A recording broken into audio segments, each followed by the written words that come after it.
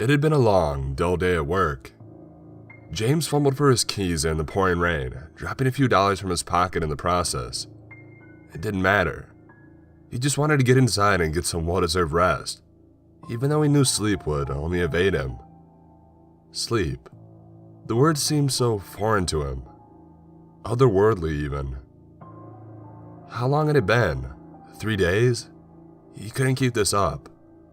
He needed to sleep, but he knew as soon as his head felt the soft embrace of his pillow and his eyelids closed over his bloodshot eyes, his fatigue would leave him.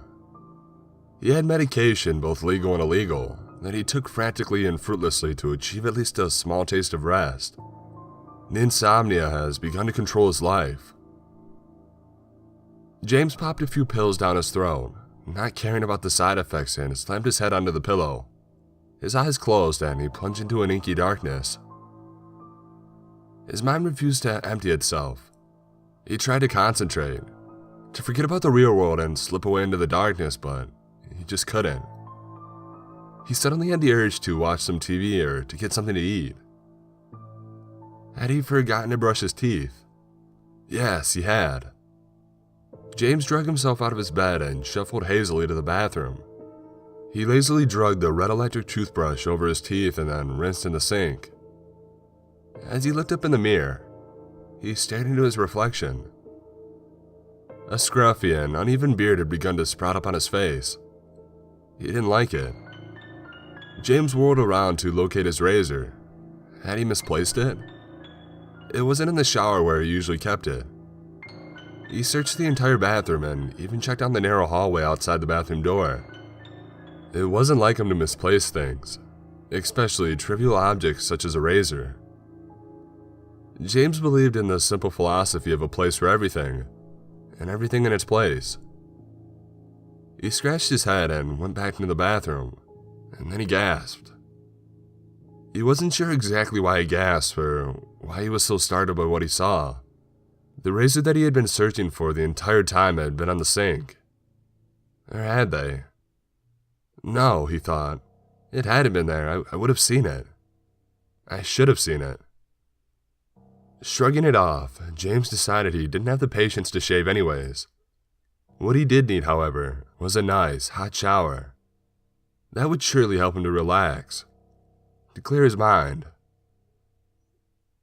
The water was soothing, if not completely intoxicating. James closed his eyes and experienced the closest thing to sleep he had achieved in the past 3 days. The water kissed the tip of his nose as he slowly began to drift off. Just as he began to lose himself, the water became warmer. Not a substantial change in temperature by any means, just a tad hotter than it should have been. James paid no attention to it. He just figured that it was some kind of faulty plumbing. Besides, he was far too relaxed to open his eyes now. He then heard the ever so subtle squeaking of the knob that controls the temperature of the water, followed by the intense burning of the hot water ricocheting off his unsuspecting face. He cursed and flung himself back, desperately reaching for the knob to turn the smoldering water off. The knob had been turned all the way to the side labeled with the bright red letter, H. Insomnia was a bitch. That was no question. A fickle, uncaring, heartless bitch. James was confused and disoriented, and his face had been slightly burned by the scalding water. After he had gotten dressed, he glanced at his bedside clock. It read 3:22 a.m. Realizing there was no way he was getting any sleep, James went back into the bedroom and stared into the mirror once again. His eyes, which were normally a deep blue, were now a tired gray. Thick red veins could be seen running through both sides of his retinas. His pupils were enlarged as if he had done some kind of hallucinogen. James stood there quietly, examining his features in the mirror for a little while. He occasionally made strange faces at himself, twisting his features and squinting his tired eyes. He then brought his face close to the mirror, so his nose was rubbing up against the glass. Just to be silly, James lowered his voice to a menacing growl. "Who are you?" he asked, not taking his face away from the mirror. His reflection blinked. James yelped and flew back. That hadn't happened. He was just tired, that's all. He would have been foolish to think otherwise, but he couldn't help but be terrified to look back into the mirror, to see what horrible, disfigured monster was waiting for him to get up off the floor. But when he finally worked up the guts to look, all he saw was himself. James noticed something though. Hadn't the door to the bathroom been closed when he first came in? He thought so, although he couldn't be certain. His brain was fried and he needed a rest. His mind had certainly been playing tricks on him. As he turned his back to the mirror, he heard a noise. A scratching sound coming from directly behind him. The sound resembled the screech of nails on a chalkboard, and as he turned around, he saw that there was a long, thin scratch running up the side of the mirror. A sharp pinch of pain pulsed from James' right-hand pointer finger. His fingernail had been cut and gnarled as if he had been scraping away at something. It was the mirror, wasn't it? It was causing all of the confusion and all of these sleepless nights. Every time he turned his back to it, something strange would happen. Something bizarre. James bolted into the bathroom and stared at his reflection again. He had made so many sudden movements in a desperate attempt to psych out whatever was hiding behind the mirror, and nothing abnormal happened.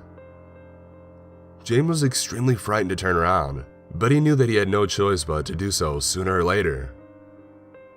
He slowly turned his body, but he didn't break eye contact with whatever was looking at him behind his reflection, mimicking him. When James finally looked away from the mirror, everything was silent. For 10 whole seconds he stood there, waiting for something horrendous to fly out of the glass and gobble him up. But for the longest time, nothing did.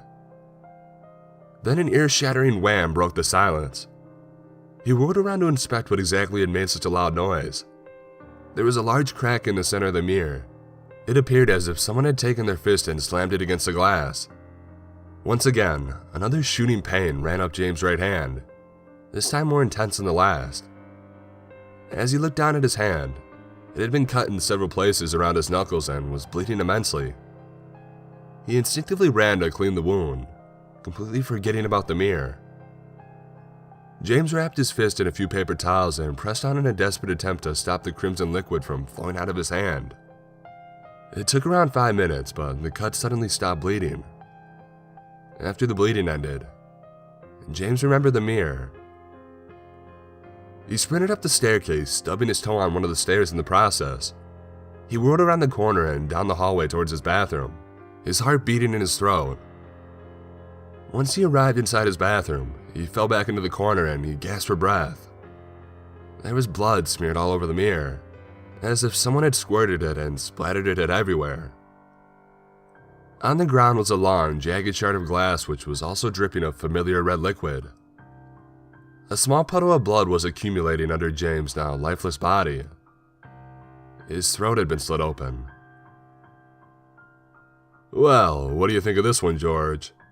"They said they found small amounts of marijuana in his basement," Private Investigator Paul Kite said, while he gazed grimly at the gruesome scene. Private George Henderson chuckled and said, "Mary Jane doesn't do this to people, you know that. I found at least 10 different brands of sleeping pills in his medicine cabinet downstairs. Ever see the side effects of those things? Anxiety, hallucinations, paranoia, and so on. I bet this poor guy just took one too many pills." Private Kite frowned as he looked at the smashed mirror covered in dry blood. He could have sworn that, for a second, he saw a different man in there, a different face than his. The face was sullen and expressionless. It was a man, no doubt about that, with extremely bloodshot eyes. The reflection face took on a slight red tint to it, as if it had been burned by something. Kite rubbed his eyes and stared back into the mirror. He saw nothing but his own reflection. He squinted and got close to the blood-stained glass so that the tip of his nose was almost touching it. As he stared at his reflection, it blinked.